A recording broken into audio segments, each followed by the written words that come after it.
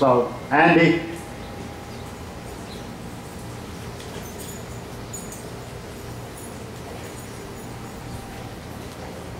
Now that I'm up here, let me get organized.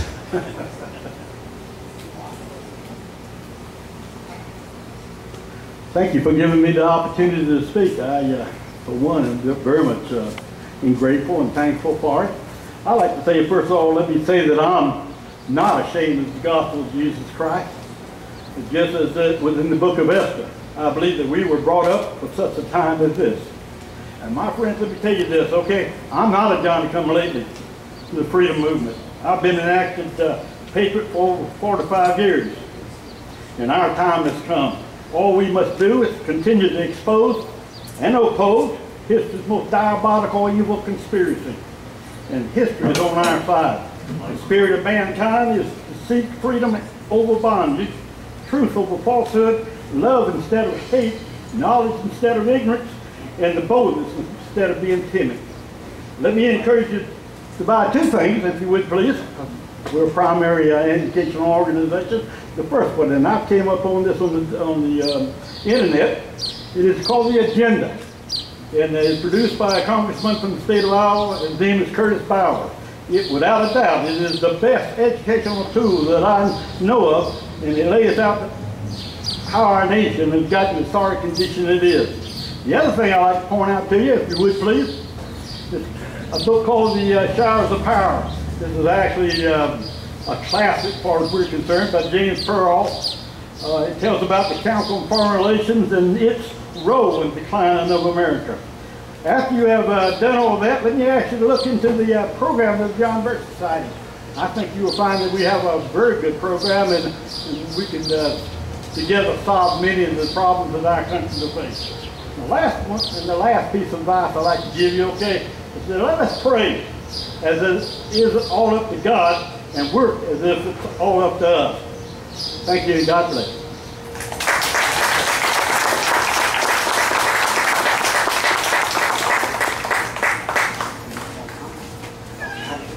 Okay, Pat, you're up. And the next speaker will be Ken Gold. Good morning. Good morning. You are out there, right? Yeah. We're here. Jerry told me I had 3 minutes. I got all the notes on that card there. Very honored to talk to the Tea Party. The Tea Party to me represents, if I could paraphrase a Japanese admiral, I fear that we've awakened a sleeping tiger and filled him with a terrible rage. The Tea Party is not an organized party. It's grassroots. It's you and I that sit and watching our television and listening to our radios and reading our newspapers and seeing what's happening to our country. We're angry. There's something else we're angry about, and that's the taxation system in this country. The income tax code that is 70,000 pages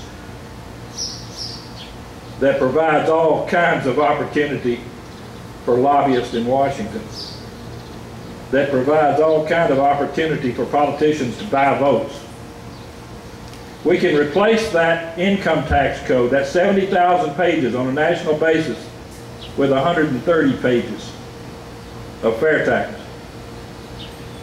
Better than that, right here in South Carolina, we've got a bill in the state Senate and a bill in the State House of Representatives that replaces the South Carolina income tax of 7% on individuals, 5% on corporations, replaces that with a 6% consumption tax. And you say, Dickerson, you're crazy. Your math is fuzzy. It's bad as Obama's. You can't replace all of that with a 6% consumption. Yeah, you can, if you get everybody to pay their fair share. If you get people to pay their taxes when they buy a candy bar or anything else. These are people that don't report their income. Why don't they report their income? Because they're in the drug business, the illegal drug business. Because they have under-the-table contracts where they don't report income. Nobody else does either. But they buy things. And that's the idea behind the fair tax. Let's spread it out. It's revenue neutral. We're not going to take any money away from what the government needs to operate or thinks they need to operate. We'll handle that on a different situation. Fair tax is a tax collection scheme, plan. It's not a spending plan. That's got to be handled another way. The whole thing is too complex to try to put them all into one bill. The national fair tax is not a flat tax. The flat tax is nothing in the world but another income tax, where people cannot report their income if they choose. The state tax cannot include Social Security, the state fair tax cannot include Social Security, Medicare, Medicaid, but the national does, because the national does away with all income-based taxes and does away with Social Security and Medicare, Medicaid. There's a prebate involved in both of them, and I haven't even mentioned the positive impacts on the economy.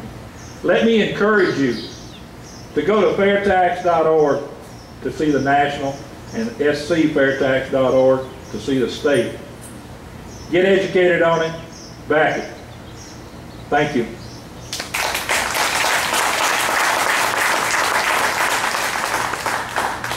Ken Gold is up next, and Ken's subject is going to be what happened to America. Our next speaker is Senator Ryberg, and Senator Ryberg has requested to be put down the list a little bit so he can listen to what the people has to say. So we thank you, Senator Ryberg. Ken Gold. Thank you. Today I'm celebrating my 40th year as a citizen of Aiken, which is almost half of my life. What does that mean to America? In 1992, William Bennett, Secretary of Education under President Reagan, wrote the Index of Leading Cultural Indicators from 1960 to 1990. 1, 560% increase in violent crimes. 2, 400% increase in illegitimate births. 3, quadrupling of divorces, now almost 50% of all marriages. 4, tripling of children of single-parent homes. 5, 200+% increase in teenage suicide rates. 6, drop of 80 points in the average SAT scores. And updated in the year 2000, 1, 463% increase of prisoners in state and federal prisons. 2, 32% of all births out of wedlock. 3, 26% of all pregnancies are aborted. 4, we are on the average spending 7 hours and 12 minutes each day watching TV. Why is this happening? 1, worldwide Christian church attendance is now between 25 and 30%. 2, we have become so politically correct we cannot speak without fear, so we say nothing. 3, we do not get politically involved until it affects us as an individual. No, not one class, no one else. We cannot say a prayer at a football game or have a Christmas tree in a public place. Yet Congress has an opening prayer at the beginning of each session. The Supreme Court has its 10 commandments on the doors of the Supreme Court.